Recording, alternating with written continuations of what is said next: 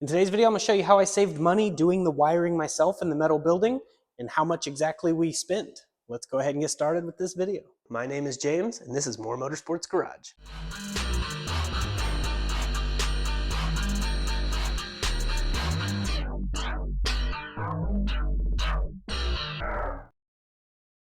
God bless you and welcome to the channel. I pray you're having a blessed day in Jesus' mighty name.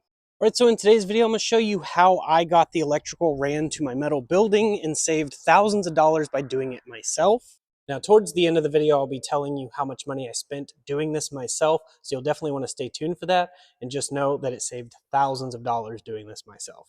All right, so as you can see, we've got power.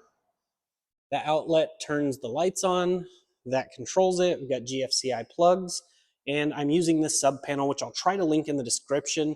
Now, just so you guys know, I'm not an electrician. I didn't hardly know anything about electricity before wiring this building up. I did a bunch of research, cross-referenced, and even contacted electricians for advice. So definitely want to do that and reference the NEC book, which is the National Electric Code book. You definitely want to be up to code. So we've got this sub panel, which actually came in this barn that we had on our property when we bought the house. We tore that down because it was like a 20 by 25 or something. And we put this 30 by 30 building up in its location, and we're just reusing this. So I'll try to find this and link it in the description if you want a small panel, but we're probably going to upgrade to a bigger panel later on. So everything I learned to do this video, so that way I could pass what I did learn on to you guys. This is in no way advice on how you should run your metal building. Take from this what you will. It's just so that you guys can see how I did it. So we're going to go ahead and get started with the video clips, and then we'll talk about it. All right, so a huge thank you goes to Jolvis for giving me this wire. He's a friend and subscriber of the channel. He bought extra when he was getting his house built and just wanted to give it to me. And it just so happened to be just the right amount that I needed. So praise God, and huge thank you goes to him. We're gonna be burying this, so I'm marking it out and using a hammer to kind of mark it out. And then I had to use a Sawzall to cut through the roots because there were roots growing through here. You want to be careful when digging because you could hit electrical lines or something, so definitely call before you dig. But we went ahead and started burying this. My dog Daisy started helping, real helpful there. And then my children came out and started helping and worked pretty hard, teaching them about sweat equity, and they did a really good job at getting that conduit buried with the cable. Now you want to check your local code. Sometimes they want it 18 inches, 24 inches, 36 inches, so just check and see what your area recommends. We got it covered up, and now moving to the inside of the shop, we're getting the 12-2 wire. I'm using 12-2 so I can run 20 amp outlets. So the 12-2 wire is shielded with the metal conduit around it, and basically just pulling that through wherever it needs to go. I already got the electrical receptacle boxes put where I want them. They're about 4 feet off the ground, and I'm basically putting that conduit all the way around and getting them all hooked up to the GFCI plugs, which I will have a link in the description with the Amazon GFCI plugs I bought.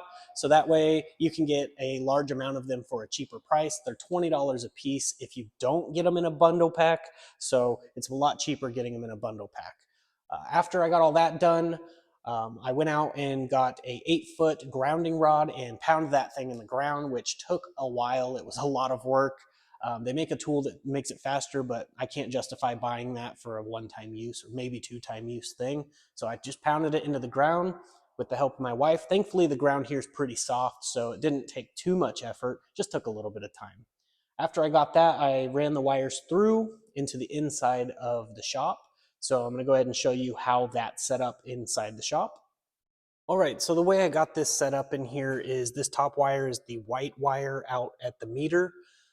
The one underneath is the black wire out at the meter. These are both 120 volt hots that come in.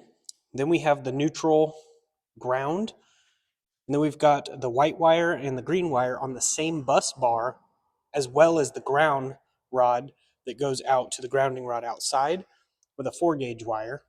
Now this wire is a little too big for this shop, but it's better to have bigger rather than smaller. So we've got overkill just in case we ever need it. And we can always upgrade this panel to a larger one when we need more space. Now that we got that figured out, we went ahead and ran those lines up through conduit to the outside pre-existing lines that were hooked up to the barn that was here. We used these rubber insulated connections, and then I electrical taped around them just to be sure that it's nice and sealed from the elements. But we went ahead and had to put a service disconnect because there was no power break. So it would have been live from the meter all the way to the shop. If there was ever an issue in between, we couldn't shut it off. We'd have to wait for the electric company to come out and pull the meter. So we put a disconnect. It was about $100 at Home Depot. I just put it right where there was a bend and piped it right in, used all of the sealant and stuff like that to make it waterproof, got the connections nice and tight. And then they came out and hooked those live up to the meter today. And he came out, pulled the meter. I was able to get those plugged in, put the meter back in, and here we are.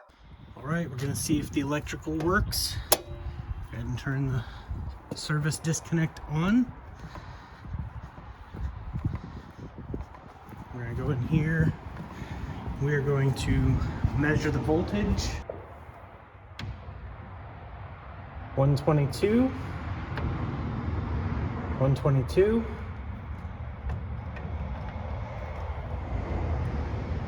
241. All right, here it goes. Look at that. All right, something else I learned was this GFCI. I should have only bought this one. Because this has a load side and then the line side. The line side comes in, supplies it power, the load side runs to everything else. You can see that one over there is blue and it's lit up. If I push this test button, the blue light shuts off. If I push the power button, the blue light comes back on. So this one GFCI could power all the other outlets. And since these are $20 a piece, there's 6 of them in here. These could have just been normal 20 amp outlets and they would have been protected by GFCI thanks to that one. So that's something that I learned. If I was to redo this, I would have only bought the one and just bought normal ones and saved some money. I even have an outlet up there for whenever I have the shop door motors. I can just plug in it and it's a 20 amp as well, and it'll have its own dedicated circuit for that one. But it's working. Everything is working how it should. I've already hooked up power tools to each one of them to test them, and everything's fine. I even have a heater at the far end over here, so I'll show you that. And this thing draws a lot of power, so you can see all the way through here is bringing the power over here. And of course, if I go ahead and trip this one, the power shuts off for that one. So it's really good to have these GFCIs in case it gets wet in here, which when I pressure wash this out, they could possibly get wet. And being a metal building, it could always leak or have an issue. So we want that to be how it is, so that way it's fire safe as well. So I definitely had to learn a lot about bonding systems and non-bonded systems. Since this is a sub panel, it doesn't need bonded, but I have it bonded. And it works perfectly fine. I tried it without it being bonded and I got no power in here. I mean, there was power to the leads, but nothing was turning on. So when I bonded it, everything started working how it was supposed to. So I'm leaving this bonded in here. And bonding it is basically the grounds and the neutrals and all that are tied together and basically running through the ground rod and all that stuff. Now, main panel in your house is usually bonded, unless it's the second panel. So this is the first panel out here. There is one more that is bonded out there, and that's that main service disconnect. I bonded that one, but for some reason I had to bond it in here, and nothing is electrified. The building is not zapping me, and it has the ground fault GFCI plugs, and the breaker will trip if there's ever any sort of ground fault. So definitely want to be safe and do your research. This video, like I said, was just showing you how I did it, and we got power. And I most definitely need to spray foam insulate because that highway noise is really, really loud. I tried to do a DIY kit from Home Depot. I do not recommend it. It did not stick, even if you prep the surface. That's as much as one can did. They have better stuff. It's from a company called Kraken. If you look it up, they do really good spray foam DIY kit, which I will be trying to do that. So that way I can do panel by panel and afford little by little, because I can't afford the $4,500 to do the whole shop all at once. Also, real quick, I wanted to give a shout out to Jacob Zendel and Jonathan Hebert for donating to helping me get the electrical. The money that you sent went straight to helping me get all that paid for. So huge thank you goes to each and every one of you who have donated. There's a link in the description of every one of my videos if you want to. I'm not begging for you to do it. If you guys want to, it's there. I greatly appreciate it, and it's helping me get this done a little bit quicker. So just huge thank you. So we're just going to take it step by step and little by little. And I have big plans out of this shop that will be giving glory and honor to God and blessing people. So you'll definitely want to stay tuned. If you don't already know about that, it's going to be awesome. And God gave me a vision, and God will never give you a vision without provision. So he's always providing, and we'll definitely have more coming for sure. Now, for the total cost of how much it cost to do all of this, it was $650. Thankfully, I had a Home Depot credit card, so I could put all of it on there because I could not afford this out of pocket. Bills have been really tight. We're just praying and having faith that God's going to provide, and sure enough, he did. I did get the wire for free to run out here, but I did have to buy all of this 12-2 from Home Depot. I recommend 125 feet minimum. You might have to grab an extra 25 feet depending on how many outlets, or if you're running outlets for each light. Thankfully on these ones, they're low wattage, and they will be linked in the description if you guys want to get some. They're pretty bright, and you can daisy chain them together.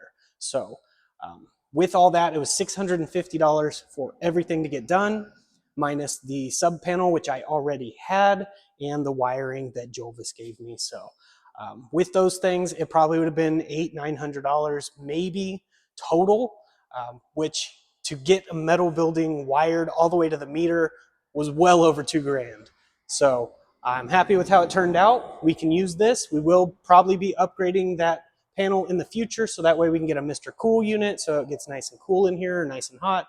After it's all insulated, we'll get all that taken care of and upgrade the panel. But we will have a 220 welder hooked up to that as well. So we're good to go, and now I can start getting focused on doing more vehicles. But in upcoming videos, I'll talk about the plans for the shop and what exactly we plan to do to bless other people out of this shop. So you'll definitely want to stay tuned. Click that subscribe button and turn the bell icon on to get notified of every upload, so that when those videos drop, you don't miss a thing.